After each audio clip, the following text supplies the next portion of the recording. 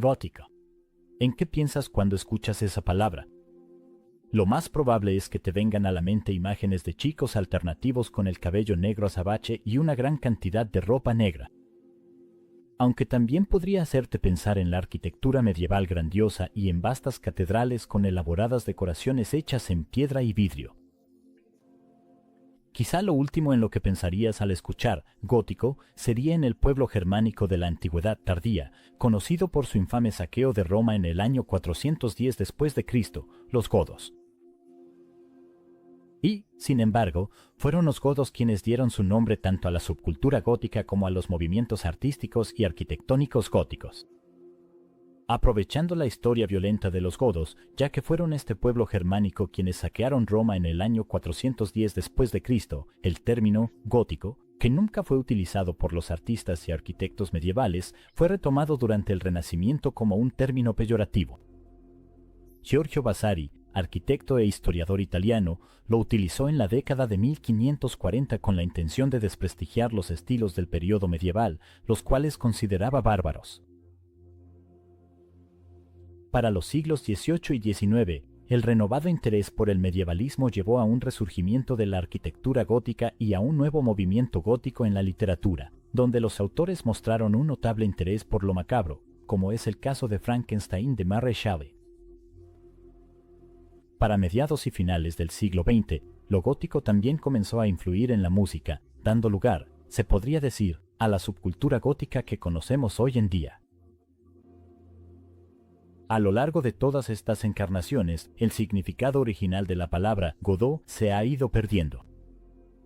Este pueblo germánico es poco conocido más allá de su nombre, pero tuvo un enorme impacto en la caída del Imperio Romano de Occidente y jugó un papel fundamental en la historia de Europa Occidental después de Roma. Es cierto que saquearon Roma y nunca lograron dejar atrás ese hecho. Sin embargo, hay mucho más en los godos que solo eso. Fueron artesanos y artistas, produciendo algunas piezas de oro increíblemente finas. Eran agricultores y comerciantes y a menudo mantenían relaciones cordiales con sus vecinos. Sus feroces guerreros lucharon tanto contra como junto a los ejércitos romanos. Cabe señalar que hablaré brevemente de los visigodos y ostrogodos, pero estos dos pueblos sin duda merecen videos propios y más detallados. Hoy intentaremos comprender mejor a este pueblo y responder a la pregunta, ¿quiénes eran los godos?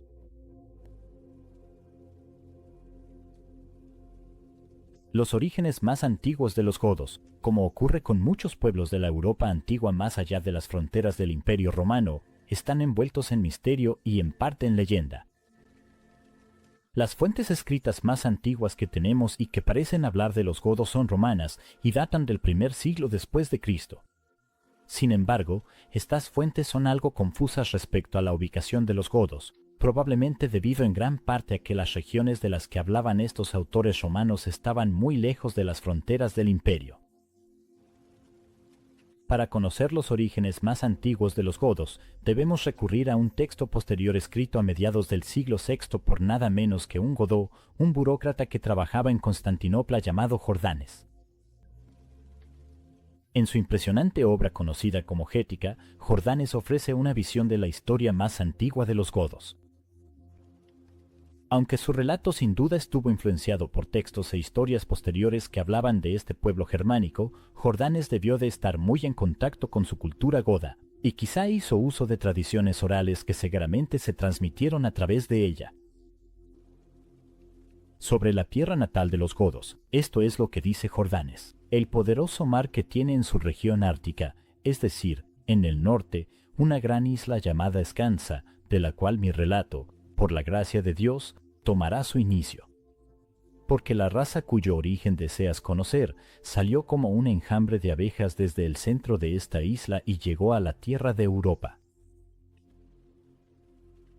Ubicada al otro lado del mar Báltico, al norte de la desembocadura del Vístula, la Escansa de Jordanes no puede ser otra que Escandinavia. Es desde aquí, informa el autor Godó, que su pueblo partió, migrando hacia el sur al continente europeo bajo el mando de su rey Beric, estableciéndose en la región que él llama Gotiscansa. Es natural ser crítico ante tal afirmación, dado que Jordanes estaba escribiendo siglos después de los eventos que describe. Aunque está sujeto a cierto debate, en general se acepta que las pocas fuentes que tenemos sobre los orígenes de los godos se apuntan a un origen escandinavo. Si bien es posible la afirmación de Jordanes sobre una migración masiva de todo el pueblo godó, parece más probable que tal migración haya sido un proceso más lento que tuvo lugar a lo largo de muchas décadas.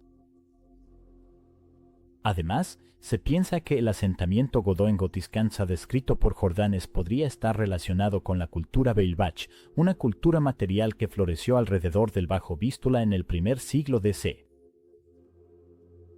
La cultura Beilbach, estrechamente asociada con los pueblos germánicos, en particular los godos, reemplazó a la cultura osquihui que residía previamente y se caracteriza por el uso de círculos de piedra, inhumaciones y la ausencia de armas en las tumbas de los guerreros. También existen testimonios literarios sobre la época de los godos en las orillas del Báltico. Escribiendo a finales del primer siglo DC, Plinio el Viejo describió a un grupo llamado los gutones como pertenecientes a los pueblos vándalos, mientras que Tácito, escribiendo alrededor del año 98 después de Cristo, explicó que un grupo de germanos conocidos como los gotones habitaba más allá de los vándalos, cerca del océano. La ubicación de la cultura Chervis, asociada con los vándalos al sur de la cultura Wielbach, ciertamente parece respaldar esta afirmación. De manera intrigante, Tácito también detalla en sus anales cómo los gotones ayudaron a cierto noble llamado Catualda a derrocar la hegemonía de los marcomanos. El siglo II trajo consigo enormes trastornos para los godos, ya que la cultura Wielbach parece haber iniciado un desplazamiento geográfico masivo hacia el sureste, en dirección a las costas del Mar Negro. Esta migración tampoco ocurrió de manera aislada, sino que fue parte de un movimiento más amplio hacia el sur de las tribus germánicas en los siglos II y III después de Cristo. Las razones de estas migraciones son muy debatidas e incluyen el deseo de tierras más fértiles, un enorme crecimiento poblacional y la presión militar y social de otras tribus migratorias, lo que provocó un efecto dominó. Probablemente fueron las migraciones de grupos como los vándalos y los godos las que precipitaron el inicio de las guerras marcomanas. Durando desde el año 166 hasta el 180 después de Cristo, estos conflictos vieron a las tribus germánicas, cadi y marcomanas cruzar la frontera del Danubio hacia el Imperio Romano en busca de nuevas tierras donde asentarse, ya que ellas mismas habían sido expulsadas de sus tierras natales por los vándalos y los godos. Según Jordanes, los godos, liderados por un rey llamado Pilemar, finalmente llegaron a la tierra al norte del Mar Negro, conocida en la antigüedad como Escitia. Esta parte de los godos, de la que se dice que cruzó el río y entró con Pilemar en el país de Oyum, se apoderó de la tierra deseada, y allí pronto se toparon con la raza de los Spali, entablaron batalla con ellos y obtuvieron la victoria. Por eso, los vencedores se apresuraron hacia la parte más lejana de Escitia, que está cerca del mar de Ponto, pues así se cuenta generalmente la historia en sus antiguos cantos, casi de manera histórica. Al derrotar a los Spali residentes, que quizás eran sármatas, los godos se establecieron en las regiones fértiles al norte del Mar Negro, en su mayoría dentro de las fronteras actuales de Ucrania. Aunque la historia de Pilemar es debatida, el relato de Jordanes parece estar en gran medida respaldado por los hallazgos arqueológicos. Pues para mediados del siglo III después de Cristo, el movimiento hacia el sur de la cultura Wielbach parece haber dado lugar a la formación de la cultura Cherniakov. Y aunque la cultura Cherniakov no estaba compuesta exclusivamente por godos, se cree con certeza que fue dominada por ellos, según atestiguan evidencias encontradas en unos 3000 sitios. Así comenzó un periodo de asentamiento sedentario por parte de los godos, durante el cual su sociedad desarrolló un enfoque agrícola. También así comenzó la relación de los godos con el Imperio Romano, una relación a veces colaborativa, pero a menudo antagónica, que dio lugar a frecuentes incursiones godas en territorio romano. Este es también el periodo en el que las fuentes romanas empezaron a escribir seriamente sobre el tema de los godos. Comenzando con el saqueo de Istria en la desembocadura del Danubio en el año 238 después de Cristo, los godos emprendieron décadas de incursiones en tierras romanas, llegando incluso a derrotar y matar al emperador Decio en la batalla de Bristis en el año 251 después de Cristo, liderados por un caudillo llamado Niba. Estas incursiones germánicas no se limitaron únicamente a tierra firme. Naves godas devastaron los asentamientos costeros romanos a lo largo de las orillas del Mar Negro, al que los romanos se referían como el Mar de Ponto. Es probable que en una de estas incursiones los antepasados de Ulfilas, el cristiano godó responsable de evangelizar a su pueblo, fueran capturados en Anatolia y llevados como esclavos a tierras godas. Las incursiones godas se volvieron un problema tan grave que varios emperadores sucesivos llevaron a cabo campañas para asegurar la frontera del Danubio. Gallieno, Claudio II y Aureliano lucharon extensamente en los Balcanes del Norte y en gran medida lograron frenar los movimientos godos en la región hacia finales del siglo III. Con la frontera así asegurada, godos y romanos disfrutaron en su mayoría de relaciones pacíficas durante varias décadas, aunque de vez en cuando estallaba algún conflicto bélico. Ya bien dentro de la esfera de influencia política romana, los godos se vieron involucrados en ocasiones en la política interna del imperio. El estallido de la guerra civil al inicio del reinado de Constantino el Grande hizo que los godos se alinearan con el perdedor Licinio, y como resultado sufrieron la derrota a manos del victorioso Constantino. Y en la década de 360, los godos intervinieron una vez más en un conflicto civil romano, continuando con su historial de apoyar a los perdedores cuando lucharon del lado del usurpador Procopio contra el gobierno del emperador oriental Valente. Las campañas posteriores de Valente contra los godos concluyeron con un tratado de paz en el año 369 entre el emperador romano y el jefe godo Atanarico, conocido por pertenecer a la tribu de los tervingos.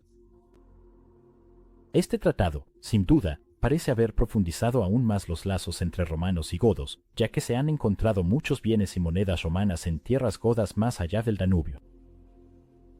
Parece que, para finales del siglo IV después de Cristo, los godos y los romanos vivían en relativa paz. El comercio beneficiaba a ambos pueblos. Las tropas godas servían regularmente bajo las banderas romanas y los jefes godos disfrutaban de relaciones políticas cada vez más estrechas con el poder imperial romano. El movimiento hacia el oeste de los hunos, cuyo avance por la estepa euroasiática trajo consigo enormes trastornos, tuvo un impacto devastador sobre los godos. Los hunos nómadas eran sumamente belicosos, luchaban a caballo y estaban armados con arcos compuestos sumamente efectivos. Aunque ya habían encontrado pueblos de la estepa antes, los autores romanos reconocieron a los hunos como una amenaza especialmente peligrosa. Las actitudes romanas hacia ellos se reflejan claramente en un pasaje de la Res Gestae del historiador romano del siglo IV, Amiano Marcelino. Él describió a los hunos como personas con cuerpos rechonchos, extremidades fuertes y cuellos gruesos, y son tan prodigiosamente feos y encorvados que podrían ser animales de dos patas o figuras toscamente talladas en troncos, como las que se ven en los parapetos de los puentes. La llegada de los hunos fue un desastre total para los godos.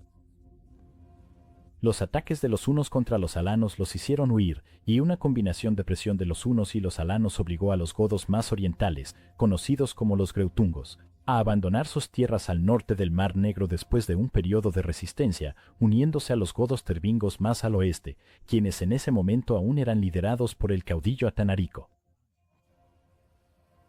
A pesar del deseo de Atanarico de resistir a los hunos, los ataques casi constantes resultaron ser abrumadores, y los godos se vieron obligados a huir precipitadamente hacia el oeste.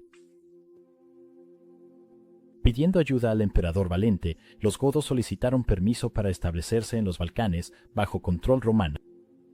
El emperador romano de Oriente, al darse cuenta de la amenaza que suponía la llegada de tantos godos, intentó dividirlos, concediendo solo a los tervingos el derecho de cruzar la frontera en el año 376 después de Cristo. Sin embargo, esta política resultó desastrosa cuando los tervingos, aparentemente agitados por la falta de suministros de comida y quizás también por funcionarios romanos corruptos que intentaban aprovecharse de su debilidad, se rebelaron abiertamente contra las autoridades imperiales a principios del año 377 después de Cristo. Los greutumbos aprovecharon la oportunidad y cruzaron la frontera, uniéndose a sus compatriotas en los Balcanes. Durante más de un año, la región permaneció en un estado de agitación hasta que en el verano del 378, el emperador de Oriente, Valente, finalmente pudo reunir a sus fuerzas y marchó contra los godos, mientras que su sobrino, el emperador romano de Occidente, Graciano, se acercaba desde el oeste. El 9 de agosto del año 378 después de Cristo, el emperador Valente, ansioso por asegurar la victoria y, por lo tanto, los elogios, se enfrentó a las fuerzas godas en Adrianópolis, en los Balcanes. Posiblemente actuando con base en información falsa de que los godos solo sumaban unos 10.000 hombres, la batalla resultó en una derrota total para los romanos, quizá comparable con la masacre en la batalla del bosque de Teutoburgo. Liderados por un rey tervingí, Fritigerno, los godos derrotaron por completo a un ejército imperial de campaña impetuoso y desprevenido, en gran parte gracias a su caballería pesada. Se estima que las bajas romanas fueron de hasta 10 a 15.000 hombres. Quizá aún más vergonzosa fue la muerte del propio Valente en el campo de batalla. No se sabe exactamente cómo murió el emperador, pero parece probable que se haya separado de su guardia personal y fuera asesinado durante la retirada. Adrianópolis fue un punto de inflexión no solo para los godos, sino para todo el Imperio Romano. Se podría decir que fue esta derrota la que puso en marcha una cadena de eventos que eventualmente llevó a la caída del Imperio Romano en Occidente. Después de la batalla, los godos se convirtieron en los dueños de los Balcanes. En el año 382 después de Cristo, el nuevo emperador de Oriente, Teodosio I, al darse cuenta de que derrotar a los godos por medios militares sería increíblemente difícil, hizo la paz. El tratado permitió a los godos asentarse libremente en los Balcanes bajo sus propios líderes a cambio de promesas de apoyo militar al emperador de Oriente. La paz trajo consigo una especie de estabilidad que los godos habían estado buscando durante décadas. Instalados en sus nuevas tierras, estos pueblos germánicos pudieron retomar una vez más su vida agrícola. Fue en este violento periodo posterior a las invasiones de los hunos cuando surgió una división entre los godos. La mayoría de los que cruzaron la frontera hacia el imperio llegaron a ser conocidos como visigodos, que literalmente significa godos del oeste. Mientras que la mayoría de los que permanecieron sometidos a los hunos fueron conocidos como ostrogodos o godos del este. Sin embargo, esta paz inestable no iba a durar. Las acciones de dos caudillos godos, llamados Radagaiso y Alarico, volvieron a sumir al Imperio Romano en el caos y culminaron en un evento que dio a los godos su reputación de saqueadores, el saqueo de Roma en el año 410 después de Cristo. Regresaremos a la narrativa histórica más adelante. Por ahora, echaremos un vistazo a la sociedad y cultura de los godos. La sociedad gótica, al igual que la gran mayoría de las sociedades contemporáneas, estaba altamente estratificada y, para los siglos III y IV después de Cristo, parece haber estado dividida en clanes o linajes, generalmente basados en el dominio de grandes familias asociadas que habitaban áreas geográficas más o menos delimitadas, formando unidades económicas, sociales y políticas únicas. Por lo general, cada aldea estaba dominada por una de estas grandes familias. Los aldeanos góticos adinerados a menudo poseían considerables extensiones de tierra, mientras que la mayoría de la población eran campesinos comunes que sobrevivían gracias a la agricultura de subsistencia. Los esclavos de diversos tipos, ya fueran siervos por contrato o prisioneros de guerra, realizaban muchas de las tareas más humildes de la sociedad. Existían consejos, a menudo dirigidos por ancianos, que se reunían en las aldeas bajo circunstancias especiales. El verdadero poder político parece haber estado principalmente concentrado en manos de caudillos conocidos como reiks, quienes a menudo eran los jefes de clanes o grandes familias. Los reyes, o reiks, obtenían su poder de las grandes familias terratenientes y gobernaban de manera algo centralizada. Sin duda, parece que existían desacuerdos entre los reiks y los nobles locales de los clanes, lo cual refleja esto. Las excavaciones de sitios góticos en la estepa póntica parecen mostrar pequeños asentamientos en los que la gran mayoría de la población vivía en casas o chozas construidas de madera y tierra, con la planta baja parcialmente hundida en el suelo para ayudar a protegerse de los elementos. Muchos sitios góticos parecen haber estado ubicados en estrecha proximidad a ríos y puestos comerciales romanos. La importancia de la cría de animales es evidente en el hecho de que las casas a menudo contenían espacios tanto para personas como para animales, las llamadas casas establo, lo que permitía a los agricultores godos resguardar tanto a su familia como a su ganado de los duros inviernos de la estepa del Mar Negro. No entraré en demasiados detalles sobre la sociedad de la Italia ostrogoda o la España visigoda, pero es importante señalar que los habitantes godos de estos reinos se volvieron cada vez más romanizados a medida que pasaban las décadas y los siglos. La división entre la clase gobernante goda y los pueblos sometidos romanos se fue desvaneciendo cada vez más a medida que los invasores germánicos adoptaban costumbres locales. Esto se puede ver quizás de manera más clara en el arte y la arquitectura de estos reinos.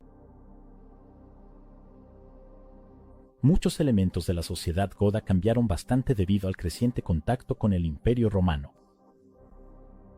La guerra goda no fue la excepción. Los ejércitos compuestos principalmente por soldados de infantería fuertemente armados eran la norma entre los godos. Los guerreros solían estar equipados con un escudo de madera y una espada larga recta, o un eskramasax, un tipo de espada corta o cuchillo de combate que era usado frecuentemente por los guerreros germánicos. Armas arrojadizas como hachas y armas de asta, como lanzas, eran utilizadas con frecuencia. Los godos no tenían ejércitos permanentes al estilo romano. En cambio, la gran mayoría de los guerreros godos eran campesinos reclutados temporalmente y enviados de regreso a sus granjas al finalizar una campaña. Este sistema era relativamente barato y fácil de operar, pero significaba que los ejércitos godos normalmente no podían permanecer mucho tiempo fuera de sus tierras, al menos no durante los periodos en los que los godos eran un pueblo agrícola sedentario. La mayoría de las tropas godas habrían estado ligeramente armadas, confiando principalmente en sus escudos para defenderse. Los guerreros más ricos, como los nobles, utilizaban armaduras de metal, especialmente a medida que los godos se asentaron en las tierras al norte del Mar Negro y los lazos con los romanos se volvieron cada vez más estrechos. De hecho, con el paso de los siglos, las tropas godas bien armadas llegaron a ser casi indistinguibles de sus contrapartes romanas, usando cotas de malla o camisas de lorigas, grebas, brazales y cascos hechos de hierro o acero, a menudo con el estilo de casco romano de cresta. A pesar de habitar Escitia, una tierra gobernada durante mucho tiempo por pueblos conocidos por su destreza ecuestre, como los sármatas, roxolanos y alanos, los godos no hicieron un uso extensivo de la caballería. Esto quizás se deba en gran parte al alto costo que implicaba equipar a los guerreros de caballería para el combate en comparación con los soldados de infantería. La caballería goda parecía preferir la lanza pesada, aunque sin duda también portaban espadas como arma defensiva adicional. La efectividad de los jinetes godos era sin duda un hecho comprobado, ya que en la batalla de Adrianópolis fue la llegada tardía de la caballería lo que ayudó a asegurar la victoria para los godos. Bien podría ser el caso que los jinetes godos fueran responsables de la ignominiosa muerte del emperador Valente. Es importante señalar que la relación cada vez más estrecha de los godos con los romanos durante los siglos III y IV llevó a que grandes cantidades de tropas godas sirvieran en los ejércitos romanos. Sin duda, estas asignaciones no solo aumentaron la destreza marcial de los godos, sino que también les dieron una intensa familiaridad con el armamento y las técnicas de guerra romanas, un conocimiento que los godos ciertamente supieron aprovechar durante sus numerosos periodos de conflicto con el imperio. Las tropas godas sirvieron tanto en unidades romanas como individuos, como en unidades godas separadas o foederati. Se sabe que un gran número de tropas godas participaron en la batalla del Frígido del lado del emperador romano Teodosio y, mientras sofocaba la rebelión del usurpador Eugenio. Los hallazgos realizados en los sitios asociados con la cultura Cherniakov muestran una sociedad que giraba principalmente en torno a la agricultura de subsistencia. Los asentamientos normalmente se ubicaban en valles fértiles de ríos para aumentar el rendimiento de las cosechas, y los cereales como el trigo, la cebada y el mijo eran los más cultivados.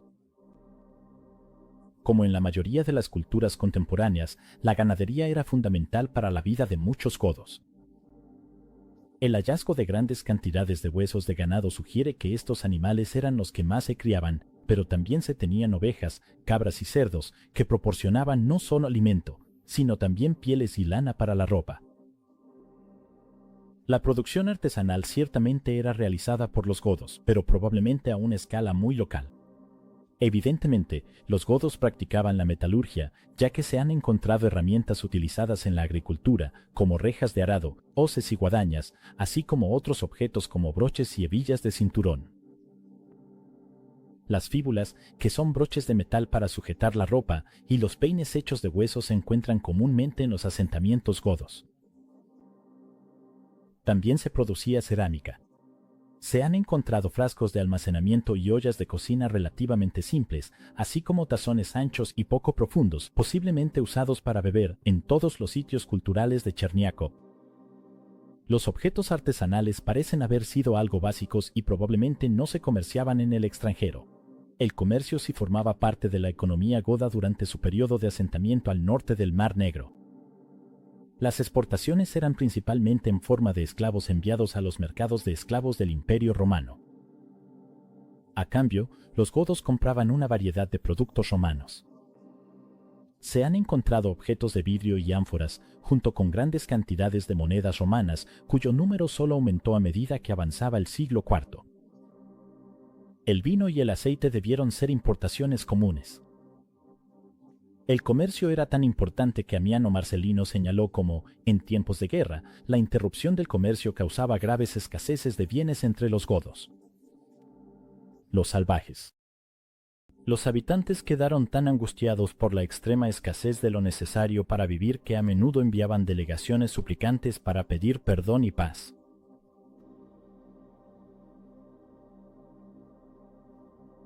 El idioma gótico es fascinante. Principalmente lo conocemos por un pequeño número de documentos góticos. La mayoría de estos son traducciones de otros idiomas, por lo que es importante notar que el gótico en estos textos es muy probable que haya sido influenciado por esas lenguas extranjeras. La mayoría de estos códices que han sobrevivido son textos bíblicos, provenientes de la traducción de la Biblia supervisada por el misionero arriano y obispo de los godos, Ulfilas. Muchos de los fragmentos que sí conservamos son páginas de pergamino donde la escritura gótica ha sido borrada y sobrescrita, pero donde aún se puede distinguir débilmente la letra original. A estos se les conoce como palimpsestos. Como parte de la familia de lenguas indoeuropeas, el gótico es una lengua germánica oriental. Tiene la característica distintiva de ser la lengua germánica más antigua con una cantidad considerable de textos conservados. Sin embargo, el gótico no parece tener descendientes modernos, ya que aparentemente comenzó a decaer en su uso a mediados del siglo VI después de Cristo debido a la disminución del poder político godo y a la victoria del cristianismo niceno sobre el arrianismo, lo que llevó a los visigodos a convertirse de este último al primero. Esta conversión hizo que el gótico perdiera quizá su única función importante como lengua eclesiástica. Cabe señalar que se conservan un número muy reducido de inscripciones rúnicas góticas, las cuales son anteriores al alfabeto gótico. Sin embargo, la identificación de estas inscripciones es motivo de cierto debate. Fue Ulfilas, experto en griego, latín y gótico, quien ideó la escritura gótica, aparentemente basándose en el alfabeto griego e incorporando elementos latinos y rúnicos. Fue en este nuevo sistema de escritura en el que se tradujo la Biblia de Ulfilas. De los textos góticos que han sobrevivido, el Codex Argenteus es sin duda el más destacado y conocido, un manuscrito iluminado del siglo VI que contiene partes de la traducción al gótico que Ulfilas hizo en el siglo IV de la Biblia griega. Fue gracias a Ulfilas y su Biblia que los godos se convirtieron en el primer pueblo germánico en desarrollar una cultura letrada. Dicho esto, el gótico nunca llegó a convertirse en un idioma literario en sí, y más allá de las traducciones bíblicas, no fue utilizado de manera general por los autores. Los principales escritores en los reinos godos de España e Italia, como Sidonio Apolinar e Isidoro de Sevilla, escribieron en latín. Incluso el godó de origen, Jordanes, escribió su obra sobre la historia de los godos en latín. Sabemos relativamente poco sobre las obras artísticas godas tempranas. Gran parte de lo que conocemos se refiere a objetos encontrados en sitios asociados con la cultura cherniakó. Aunque esta cultura arqueológica está fuertemente asociada con los godos, también es importante recordar que parece haber incluido a varios otros grupos, como los germánicos gépidos y érulos, y los pueblos nómadas iranios que antes habitaban la región, los escitas y sármatas. Estos orígenes diversos parecen reflejarse en elementos del arte godó. Sin duda se producía cerámica, aunque la razón principal de la gran mayoría de estas piezas habría sido práctica, como para cocinar o almacenar. La cerámica se elaboraba tanto a mano como en torno, y es similar en estilo a las piezas sármatas equivalentes, aunque también muestra algunas influencias romanas. Las piezas hechas a mano presentan una mayor variedad de formas y, a veces, estaban decoradas con diseños lineales grabados en la superficie de la arcilla. La metalurgia es el campo artístico en el que los primeros godos parecen haber sobresalido. Se han encontrado una variedad de piezas, en su mayoría hechas de oro, incluyendo figuras tanto de animales como de humanos y objetos como tazones, jarrones y copas. El tesoro de Pietro Asele, un tesoro gótico de finales del siglo IV compuesto por unas 22 piezas descubierto en Rumanía en 1837, nos ofrece el ejemplo más famoso y quizás el más destacado de todo el arte gótico temprano. Un tazón intrincado que muestra figuras en relieve exhibe influencias helénicas. Cestas de oro entrelazado presentan diseños muy similares a los de obras sasánidas comparables. Y se ha sugerido que el elaborado broche de águila o fíbulas encontrado en el tesoro podría ser resultado de estilos artísticos chinos Han, posiblemente transmitidos por los hunos. Los motivos de águila en este periodo suelen asociarse con Asia Oriental. Un anillo del tesoro conocido como el anillo de Pietro Asa incluso presenta un ejemplo de runas góticas que son sumamente raras. El arte gótico posterior, como las obras creadas por la artesanía de los visigodos y ostrogodos, siguió una línea similar. Fuertemente influenciados por sus vecinos y pueblos sometidos, los godos continuaron produciendo diversos tipos de trabajos en metal, incluyendo muchas piezas increíbles incrustadas con piedras preciosas. Las tradiciones artísticas germánicas de los visigodos y ostrogodos parecen desvanecerse hacia mediados del siglo V y después, volviéndose la norma los estilos romanos locales combinados con influencias bizantinas. Los motivos germánicos fueron reemplazados por motivos vegetales y animales originarios del Mediterráneo y el cercano Oriente. Las cruces encontradas en el llamado Tesoro de Guarrasar, obra de los visigodos del siglo VII, son un excelente ejemplo de esto. Aquí hay evidencia de la orfebrería germánica, pero la ornamentación de estas cruces es una desviación total del arte gótico temprano, incrustadas con zafiros, perlas y otras piedras preciosas de una manera muy parecida al estilo bizantino. Antes de las misiones de Ulfilas en el siglo IV después de Cristo y la posterior conversión al cristianismo arriano, los godos practicaban una forma de paganismo germánico. Sabemos muy poco sobre el paganismo godó, en parte porque el periodo entre su aparición en las fuentes históricas en el siglo III y su abandono del paganismo godó en el siglo IV fue muy corto. La religión goda precristiana, al igual que otras formas de paganismo germánico, era politeísta y parece haber implicado la adoración no solo de dioses, sino también de la naturaleza y de los antepasados. Los Armali, un destacado clan o dinastía gobernante goda, ciertamente afirmaban descender de lo divino, como menciona Jordanes, quien explica que los Armali creían que el padre de los dioses, Gaut o Gapt, era su antepasado. Su genealogía la repasaré brevemente, contando el linaje de cada uno, así como el principio y el final de su línea. Y tú, oh lector, escúchame sin quejarte, porque hablo con la verdad. Ahora bien, el primero de estos héroes, según ellos mismos relatan en sus leyendas, fue Gapt, quien engendró a Ulmul. Es muy probable que los godos mismos consideraran a Gaut como su ancestro común. En cualquier caso, Gaut era una deidad ancestral mítica y un dios creador y aparentemente padre del panteón, estableciendo paralelismos con el posterior dios nórdico Odín.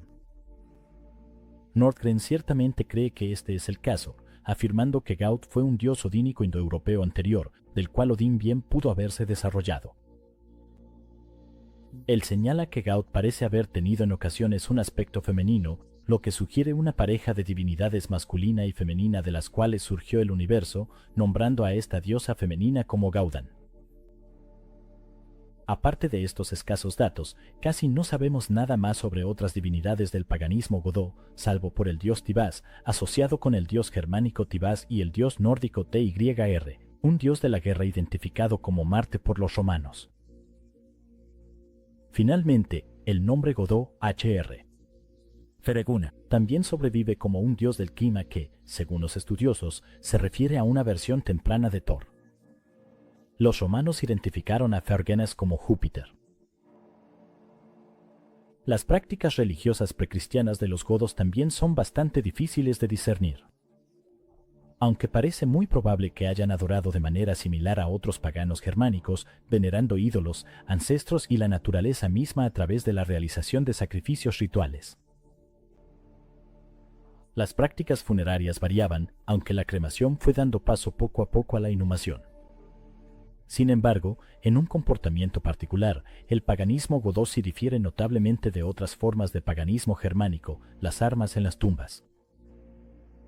Aunque los ajuares funerarios son una característica del paganismo godó, no parece que los godos enterraran a los guerreros con sus armas como lo hacían casi todos los demás paganos germánicos. Sin embargo, esto podría estar más relacionado con la temprana cristianización de los godos. Las armas en las tumbas se vuelven más prominentes en los siglos V y V después de Cristo, mucho después de que los godos abandonaran a los viejos dioses. Fueron las incursiones godas en la región del Mar Negro a mediados del siglo III después de Cristo, emprendidas con la intención de llevarse bienes y tesoros valiosos, las que finalmente trajeron de vuelta un elemento inesperado a estos guerreros germánicos, el cristianismo. Los esclavos llevados hacia el norte en estas incursiones godas incluían a muchos cristianos de las regiones costeras de Anatolia, como Capadocia y Bitinia. Una vez llevados a tierras godas, muchos de estos cristianos se negaron a abandonar su fe y, al parecer, se les permitió seguir practicando su religión entre los godos paganos.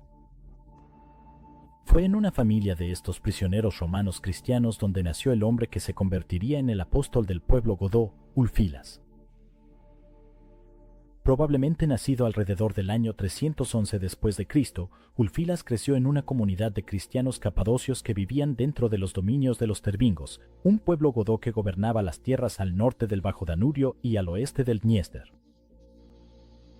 Alcanzando el rango de lector en su iglesia local, Ulfilas fue elegido para acompañar una misión diplomática a Constantinopla durante el reinado de Constantino el Grande. Incluso es posible que haya vivido en la ciudad durante algún tiempo. No está del todo claro cómo ocurrió la consagración de Ulfilas. Sin embargo, lo que sí sabemos es que el clérigo godó fue ungido como obispo de los godos alrededor del año 340 después de Cristo por el arzobispo arriano de Constantinopla, Eusebio de Nicomedia. Evidentemente, los romanos vieron algo especial en el joven godó, a quien encargaron regresar a las tierras godas y difundir el evangelio. Hasta el año 348 después de Cristo, Ulfilas residió en tierras godas, predicando la doctrina arriana tanto a cristianos como a paganos. En el año 348 después de Cristo, sus actividades fueron interrumpidas por persecuciones y el obispo fue expulsado, estableciéndose dentro del Imperio Romano cerca de Nicópolis, donde permaneció hasta su muerte en 383. Durante su periodo de exilio, Ulfilas completó un proyecto monumental, la creación del alfabeto godó y la traducción de la Biblia al gótico. Esta traducción fue un paso fundamental y ayudó a acelerar la expansión del cristianismo entre los godos. La conversión al cristianismo parece haber sido un proceso relativamente rápido, quizá facilitado por el hecho de que ya vivían entre los godos grupos de cristianos de Anatolia en diáspora. Sin embargo, la conversión obviamente no fue un proceso universal ni monolítico. Periodos de persecución estallaron periódicamente, especialmente en el año 348 después de Cristo bajo el rey Tervingo Eyoric, y de nuevo a mediados de los años 360 hasta finales de los 370 después de Cristo bajo su hijo Atanarico. Estas últimas persecuciones incluyeron la creación de varios mártires godos. Para la llegada del siglo V después de Cristo, parece que los godos en su mayoría ya se habían convertido al cristianismo. Sin embargo, como ya hemos mencionado, la forma particular de cristianismo a la que se adhirieron los godos fue el arrianismo. Es importante entender las diferencias entre el arrianismo y el llamado cristianismo niceno, el sistema de creencias ortodoxo formulado en el primer concilio ecuménico de Nicea en el año 325 después de Cristo. Mientras que la ortodoxia acordada en Nicea sostenía que Dios existía en la Trinidad como tres personas, coeternas y consustanciales, los arrianos en cambio creían que Jesús había sido creado por Dios. Predicado por primera vez por el sacerdote alejandrino Arrio, el arrianismo insistía en que Dios era eterno y no creado, pero que de hecho había creado a Cristo, quien a su vez creó al Espíritu Santo. Aunque el primer concilio de Nicea había rechazado esta idea en el año 325 después de Cristo, los arrianos gozaron de cierta tolerancia. No fue sino hasta el segundo concilio, celebrado en el año 381 después de Cristo, que el arrianismo fue declarado formalmente una herejía. Este rechazo oficial del arrianismo tuvo importantes repercusiones para los godos recién cristianizados. A pesar de que el arrianismo perdió el favor imperial, los godos se aferraron a su fe. Se ha sugerido que esto se debe en parte a que los godos y otros pueblos germánicos veían su fe arriana como algo intrínseco a su identidad. El arrianismo no era especialmente común dentro del Imperio Romano, especialmente después de que la doctrina fuera declarada herejía en el año 381 después de Cristo, aunque parece ser que el arrianismo llegó a asociarse estrechamente con ser germánico. Sin embargo, el arrianismo fue finalmente abandonado por los visigodos de España a finales del siglo VI. Los intentos de llegar a un compromiso doctrinal entre católicos y arrianos dentro del reino durante el reinado del rey Leovigildo fracasaron y su sucesor, Recaredo, renunció al arrianismo en favor del cristianismo calcedonio en el año 587 después de Cristo. El tercer concilio de Toledo en 589 formalizó la conversión de la España visigoda. Se produjeron persecuciones contra los arrianos. La desaparición del arrianismo eliminó un importante punto de conflicto entre los visigodos, cada vez más romanizados, y sus súbditos hispano-romanos. Tras la victoria gótica en Adrianópolis y el asentamiento de un gran número de godos en las regiones bálticas del imperio, los godos habían alcanzado cierta estabilidad, al menos en comparación con el caos que habían sufrido debido a las invasiones de los hunos.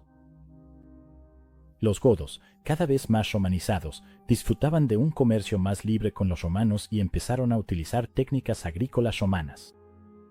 Sin embargo, no todo fue tan sencillo. Las estructuras de poder tradicionales de los godos, trastocadas por la huida de los hunos, dejaron a este pueblo germánico sin un liderazgo fuerte y menos capaces de resistir las propuestas de las autoridades imperiales, quienes reclutaron a miles de guerreros godos para su servicio. Además, los Balcanes no eran un territorio especialmente fértil para un pueblo agrícola acostumbrado a los suelos ricos de la estepa póntica.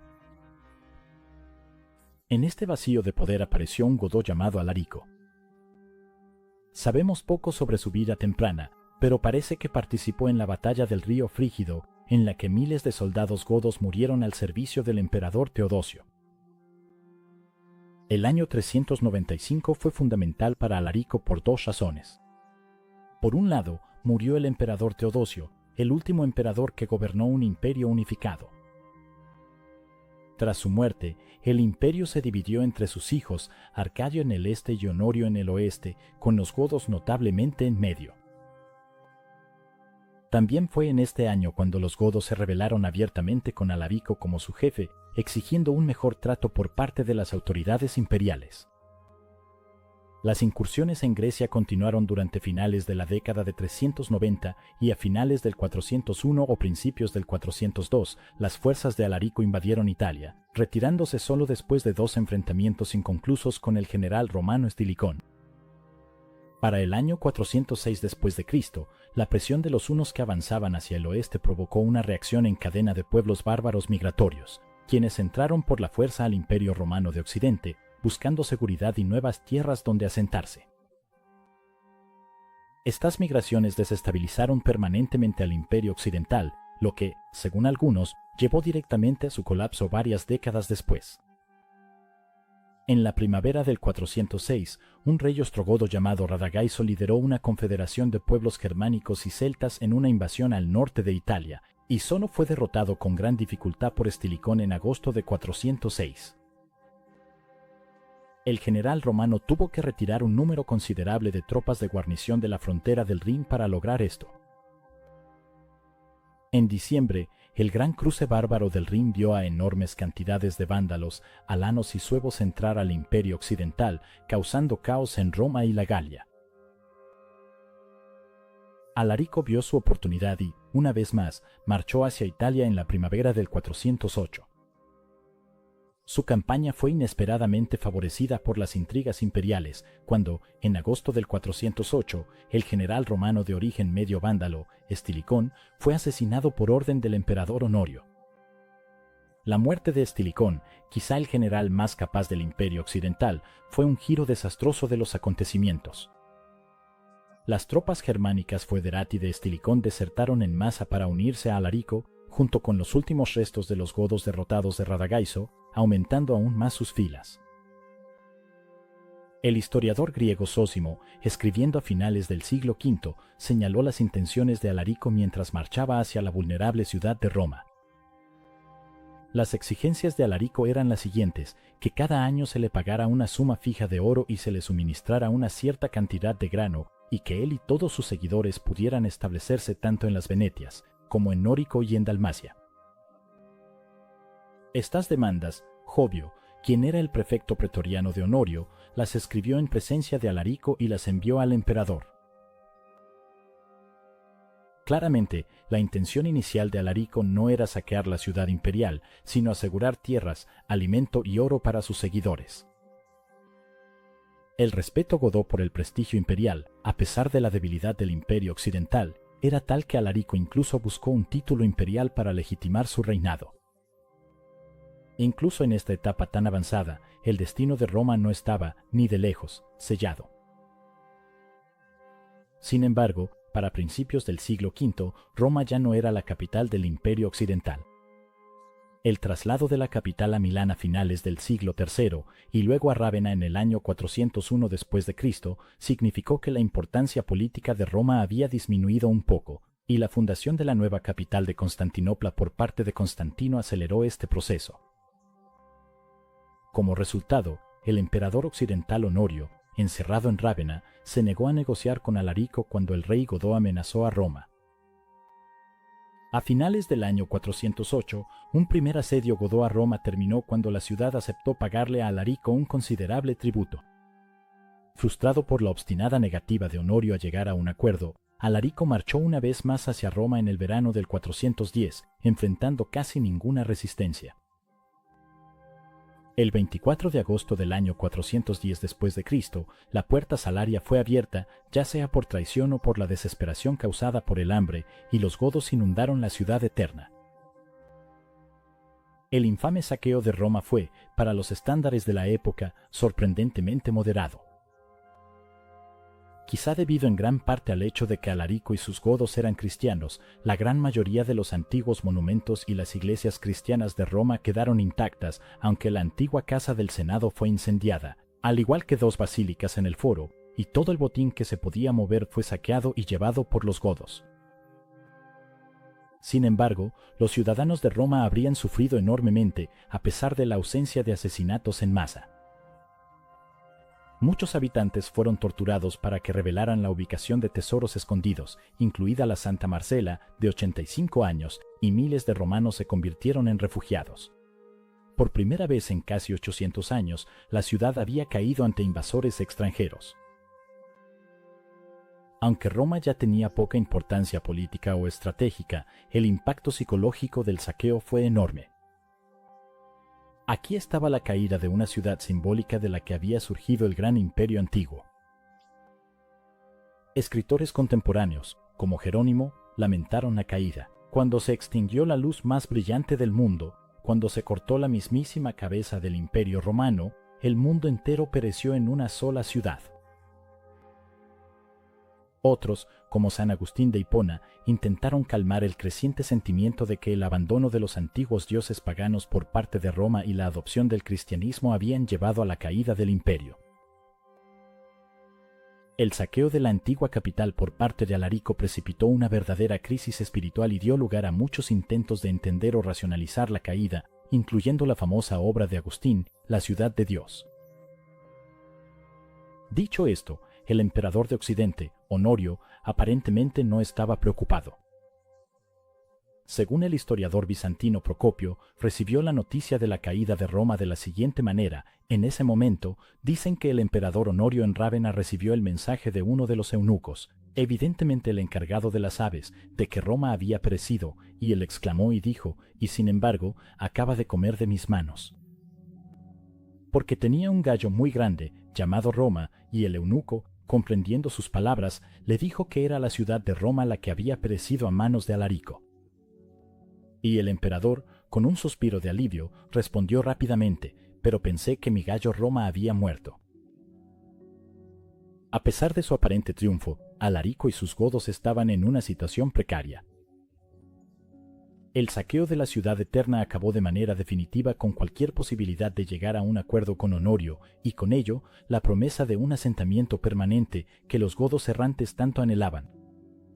En lo más profundo de territorio hostil, los godos se dirigieron hacia el sur, aparentemente con la intención de cruzar a Sicilia o llegar a las ricas provincias del norte de África romana.